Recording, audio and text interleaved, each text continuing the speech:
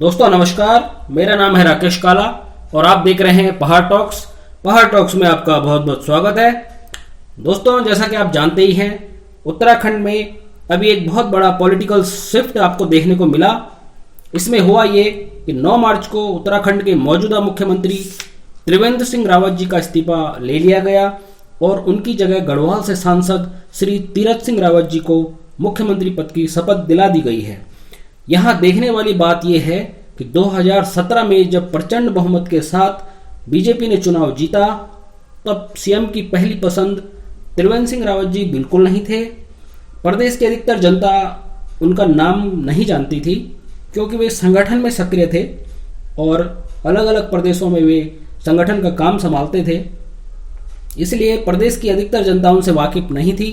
हाँ, जो राजनीति में गहरी रुचि रखते हैं उन्हें जरूर पता था कि त्रिवेंद्र सिंह रावत भी कोई फेस है बीजेपी के अंदर, लेकिन पार्टी में अपनी मजबूत पकड़ होने के कारण और केंद्रीय नेतृत्व के बहुत नजदीक होने की वजह से त्रिवेंद्र सिंह रावत जी को यह जिम्मेदारी दे दी गई और वो उत्तराखंड के सीएम बन गए। तब रेस में जो नंबर 1 पे चल रहे थे स्वर्गीय प्रकाश पंत जी, उनका उन्होंने पत्ता काट दिया और वो सीएम बन गए। सीएम तो वो बन गए, लेकिन वो लोकप्रियता की जो एक पैमाना होता है उस पर कभी खरे नहीं उतर पाए। एक लोकप्रिय मुख्यमंत्री वो कभी नहीं बन पाए। जनता के बीच वो कभी भी एक तरह से स्वीकार्य नहीं रहे। जो जनता के अंदर से एक आवाज आती कि हाँ, ये डिसीजन अच्छे लिए जा रहे हैं मुख्यमंत्री की तरफ से, वो चीज वो कभी दिखा नहीं पाए। उसमें सबसे बड़ा कारण जो मैं मानता हूं उनके अलोकप्रिय होने का, वो था ठीक 2017 में जब उत्तराखंड का चुनाव हुआ, उसके थोड़ा सा आगे पीछे ही यूपी का चुनाव हुआ था। यूपी में भी पार्टी को प्रचंड बहुमत मिला और उत्तराखंड में भी इनको प्रचंड बहुमत मिला था। लेकिन जैसे ही योगी जी उत्तर प्रदेश के मुख्यमंत्री बने तो त्रिवेंद्र सिंह रावत जी की तुलना उनसे होने लगी। योगी जी क्योंकि बहुत तेज भाग रहे थे, बहुत एकदम क्विक डिसीजन वो ले रहे थे, उनके जो निर्णय लिए जा रहे थे उनके द्वारा वो सबको चौंकाने वाले थे। उन्होंने पूरा आमूलचूल परिवर्तन करके रख दिया था उत्तराखंड की राजनीति में। उन्होंने उत्तर प्रदेश की राजनीति को पूरा बदल के रख दिया था और वो बहुत तेजी से लोकप्रियता की सीढ़ियां चढ़ रहे थे।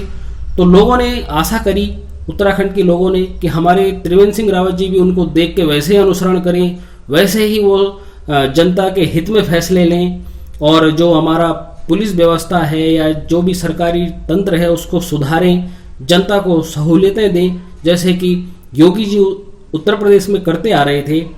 लेकिन उस रेस में जो वो लोकप्रियता की रेस थी उसमें योगी जी बहुत तेजी से आगे निकल गए और उत्तराखंड के सीएम त्रिवेंद्र सिंह रावत जी काफी पीछे रह गए और पिछड़ते ही चले गए। जहां योगी जी चरम पे पहुंच गए, उन्होंने यूपी को टॉप 10 राज्यों में वो दूसरे नंबर पे ले आए। तो उत्तराखंड विकास का तो मुद्दा छोड़ दें, लेकिन जो एक लोकप्रियता का पैमाना होता है वो सबसे नीचे चले गए।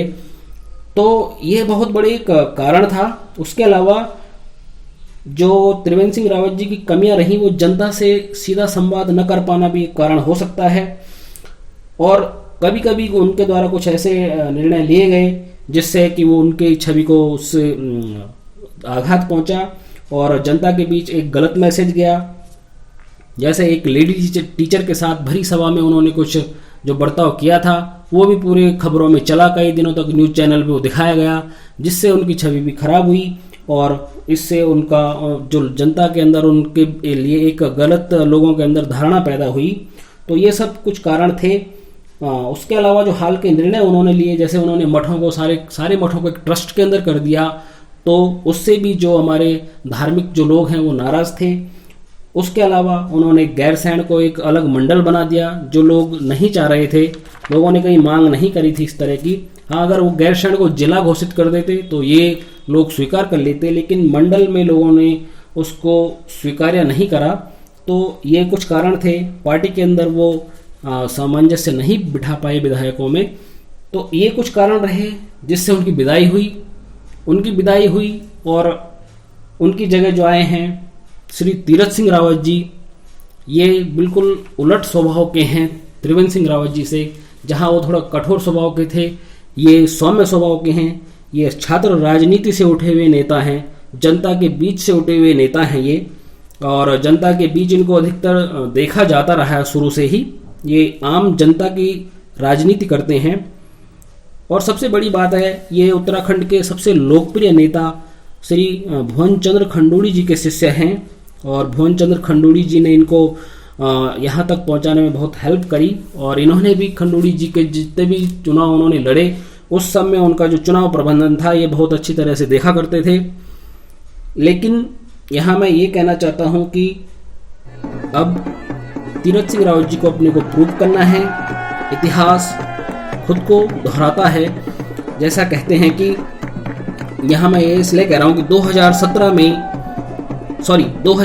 में उत्तराखंड का जब चुनाव हुआ था तो बीसी खंडूड़ी जी को उस समय मुख्यमंत्री बनाया गया। 2 सालों का कार्यकाल बहुत अच्छा चल रहा था और बीच में ही उनको हटा दिया गया।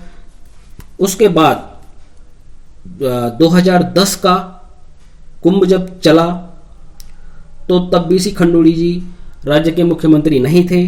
तब यहाँ पे रमेश पोखरियाल निशंक जी को मुख्यमंत्री बना दिया गया था। और अब 2021 में ये कुंभ चल रहा है।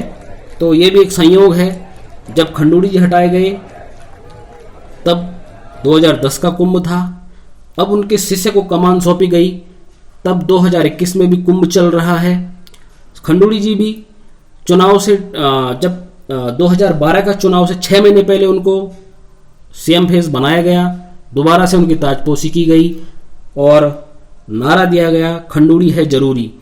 अब उनके शिष्य के साथ भी वही हो रहा है। चुनाव से अभी 1 साल बचा हुआ है चुनाव में, लेकिन काम करने के पास उनको 7-8 महीने मिलेंगे। तो ये भी चुनाव के टाइम पे इनको ये जिम्मेदारी दी गई है। तो मैं इसलिए कह रहा हूँ इतिहास खुद को दोहरा रहा है। लेकिन अब आगे देखते हैं। जब खंडूड़ी जी को चुनाव के लिए मुख्यमंत्री फिर से बनाया गया, नारा दिया गया खंडूड़ी है जरूरी, लेकिन राजनीति का खेल देखिए, पार्टी की अंदरूनी कलह कहें या जो भी उस समय खेल हुआ, खंडूड़ी जी को गैर जरूरी बना दिया गया और वो चुनाव हार गए। अब उनके शिष्य के पास कमान दे दी गई है। इस 2021 के कुंभ के दौरान तीरथ सिंह रावत जी 2022 का सीएम फेस होंगे या नहीं होंगे, ये अभी स्थिति साफ नहीं है। लेकिन मैं आशा करता हूँ उनका शिष्य इतिहास को बदलेगा और वो गुरु का नाम भी रोशन करेंगे। आशा करते हैं तीरथ सिंह रावत जी उन सभी चुनौतियों से अच्छी तरह से पार पाने में सक्षम होंगे जो त्रिवेंद्र सिंह रावत जी नहीं कर पाए, और वो चुनौतियां उनके लिए हमेशा बनी रही। अब तीरथ सिंह रावत जी से आशा की जाती है कि वो कुछ खास मुद्दों पर अपना विशेष जोर दें। जैसा सबसे पहला मुद्दा है युवाओं के रोजगार का मुद्दा। जो सबसे बड़ा रोष युवाओं के अंदर जो था वो त्रिवेंद्र सिंह रावत जी के लिए युवाओं में ही था। युवा उनसे खासे नाराज थे, क्योंकि जब भी यहाँ पर विज्ञप्तियां आती थी वो पेपर तो हो रहे थे, लेकिन उनके रिजल्ट आने में बहुत टाइम लगता है। अभी तक कई 2-2 ढाई साल 3-3 साल से रिजल्ट कई बार रुक गए थे। कुछ जो विज्ञप्तियां आई वो हाई कोर्ट के उसमें फंस गई। विज्ञप्तियां आई वो फिर हाई कोर्ट में स्टे आया, तो इससे भी युवाओं में एक बहुत बड़ा रोष रहा। इसके वजह से बीच में कुछ युवाओं ने आत्महत्याएं भी करी। इससे भी उनकी छवि को बहुत गहरा धक्का लगा था। तो तीरथ सिंह रावत जी को इन सब पे बहुत अच्छा काम करना पड़ेगा। पहाड़ का जो बुनियादी विकास है, वो जो बुनियादी ढांचा होता है, जो आम जनता की जो समस्याएं हैं, वो उनको बहुत अच्छे से उसको टैकल करना पड़ेगा। और सबसे बड़ा है कुंभ की ब्रांडिंग उन्हें बहुत अच्छी तरीके से करनी पड़ेगी। जैसे कि योगी आदित्यनाथ जी ने बहुत अच्छी कुंभ की सारी व्यवस्था करी थी और पूरे विश्व में उस समय भारत के कुंभ की बहुत चर्चा हुई, बहुत सराहना योगी जी को मिली थी।